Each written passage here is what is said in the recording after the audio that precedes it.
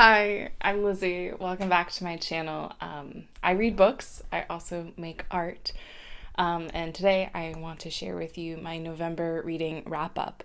So it's been a little while since I've done one. If you're curious what I read in September and October, go check out my Goodreads, linked below. And I'm pleased to say that I read my goal for the year. Yay! So I read a very cozy, a very wholesome book called The Tea Dragon Society, which we follow this young girl who's new to town, or at least new to exploring the town beyond her home, and she meets this person, or she finds a dragon along the way.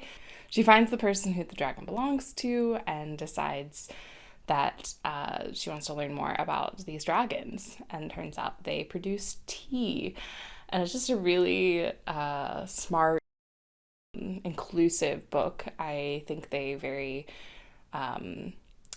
naturally wove in, diversity and disability, or like disability and neurodiversity a little bit. So if you're looking for something to just really get absorbed in, enjoy the art, I recommend, even though it is really aimed for younger readers. Then I also read Be Gay, Do Comics, which is a compilation of gay and trans authors writing about their experiences. I thought some of them really landed for me, others did not, which is going to happen, right, in an anthology of sorts. And some of the art styles spoke to me and others didn't. Again, that's what you're going to get. I do highly recommend it though, and if you're familiar with, if you follow the right accounts, you've probably seen some of them on Instagram, and especially the like classic 4 grid looking comic where by the end it's kind of the end square is the punchline.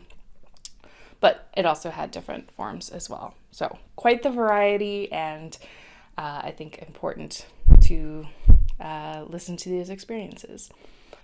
And then I read How Can I Get Through to You, which came recommended by a video essay, which I'll link the video essay below if you're curious, but about men and masculinity and psychological patriarchy, a lot of terms, right? But the author does a great job of giving examples. You kind of sit in a couple sessions and see how he navigates either partner.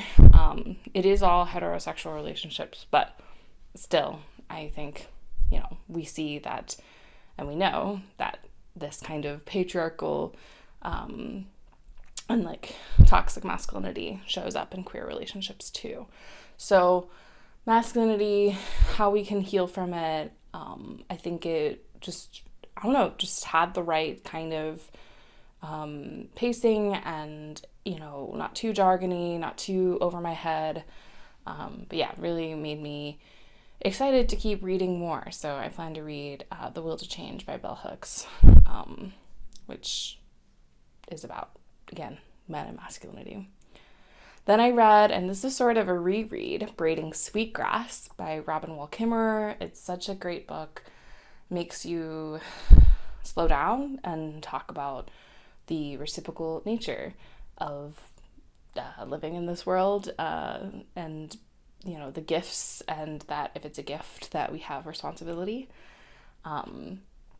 So really love it, can't recommend it enough. I'm sure there's plenty of people who've done very in-depth reviews. I'm sure there's more people who talk about their resonances as an Indigenous person reading it. So check those out and definitely give the book a read if you haven't already read it, because it's been around a while.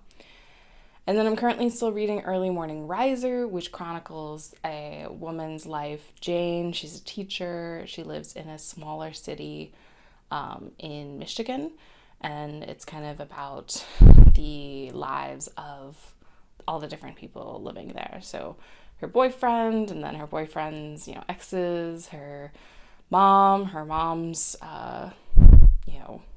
consequences of her actions, we'll say, and just, you get to meet a whole cast of characters. I've liked it a lot. There's some moments where, you think the author's being a little too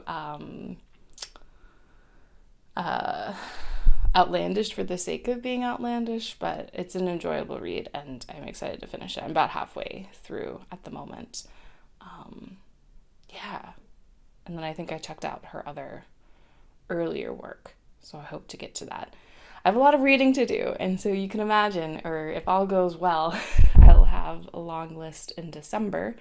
But those were the 4 this November. Tell me below what you've been reading, what you've been enjoying, or any books that you're hoping to catch before the year ends. How is it already the end of the year?